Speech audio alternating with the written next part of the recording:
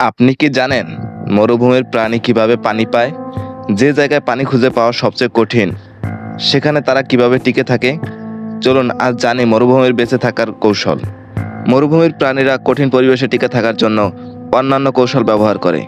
পানি সঞ্চয়। অনেক প্রাণী তাদের শরীরে পানি জমা করে রাখে।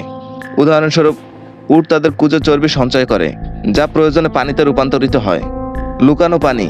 কিছু প্রাণী উদ্ভিদের রস, ফল বা মরুভূমির গভীরে লুকানো থাকা পানি পান করে, যেমন ক্যাঙ্গারু ও ইঁদুর। তাদের খাদ্য থেকে প্রয়োজনীয় পানি সংগ্রহ করে। শিশির এবং কুয়াশা।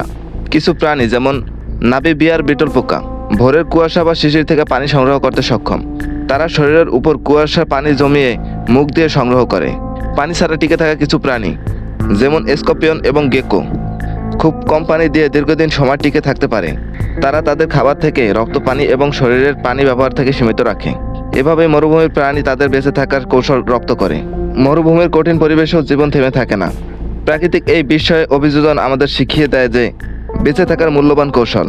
এমন আরও চমৎকার তথ্য জানতে চ্যানেলটি সাবস্ক্রাইব করুন এবং ভিডিওটি শেয়ার করতে ভুলবেন না। ভিডিওটি ভালো লাগলে একটি লাইক করুন এবং কমেন্ট করুন।